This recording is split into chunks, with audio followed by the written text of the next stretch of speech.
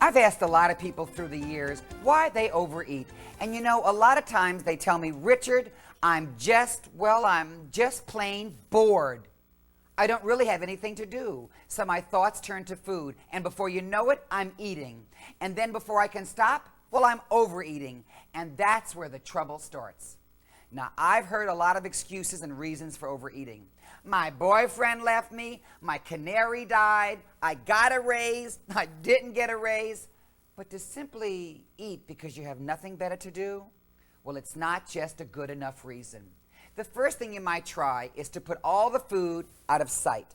No fruit bowl on the table, no little bowls of candy around the place. In other words, try out of sight, out of mind. Try that routine. Now, if that fails, try the delay tactic.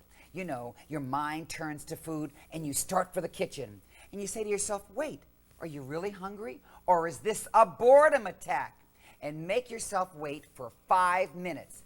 If it is real hunger, your tummy will soon remind you when the 5 minutes is up. But if it was just plain boredom, then you will probably have distracted yourself with something else. Please don't eat because you're bored. If you're bored, get a hobby. Take a class. Learn a new skill. Here, let me show you something. I want to share with you some of the beautiful things that people have made for me. Well, this is my special needlepoint wall. Look at all these beautiful things. It took very busy hands to do all this incredible needlepoint. The people who made these works of art certainly had no time to be bored. And another thing, when your hands are busy with fabric and thread, well, you can't really eat at the same time. You get everything messy. Now look at this. Can you believe it? Someone actually made a complete deal-a-meal wallet and all the cards and needlepointed it. Look, they even needlepointed the food on the cards, all in thread. Is that fabulous? And look at this special wall.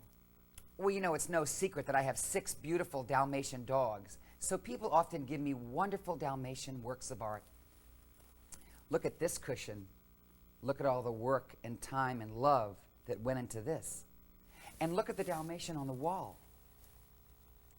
These are people who have found a solution to the boredom problem. Now, I love this one because it has one of my favorite sayings, go to health. Isn't that nice? And look at this cute one. It says, if God had meant us to be thin, he wouldn't have made ice cream, pizza, brownies, and well, you probably know the list by heart. I don't need to read it to you. Here's one that I love because the border is made up of the names of some of the songs I love to exercise to. Peggy Sue, The Wanderer, Heat Wave, Proud Mary, Locomotion, and Do You Want to Dance? Aren't these terrific? So, what is your hobby? Do you have one? Well, no wonder you're eating out of boredom. You've got to find something to do. You've got to find something that will totally absorb and fascinate you, that you can't wait to work on or play at. You shouldn't be using food to fill the dull gaps in your life. Hey, you know what? This is your life.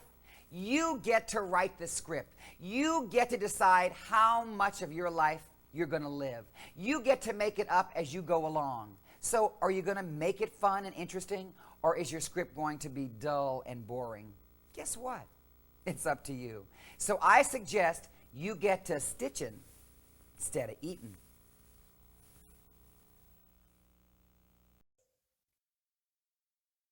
Hey guys, so today's video was about boredom eating and how to work through wanting to eat out of boredom. Now, admittedly, I've struggled with this quite a bit, maybe why I put on some weight this week. So it is helpful to come up with hobbies. I think one of my problems is that maybe you guys struggle with this too. With the way society is now, it's always go, go, go. It's always go, go, go. And if we sit still too long doing something, we start to get uneasy.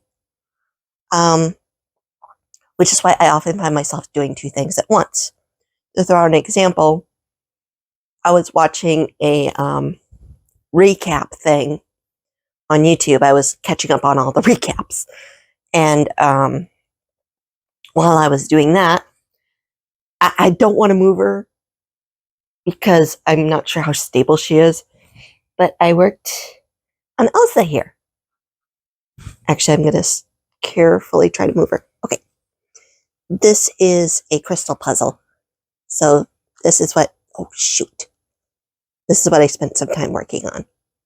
So you can kind of tell. Sorry, I'm holding her in a weird spot because I don't want to cause her to come undone. So.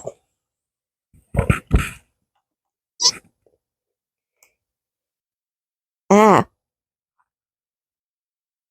And now I've got her at an angle where she's going to fall. Great. Okay, there we go. Kind of, sort of. Sorry.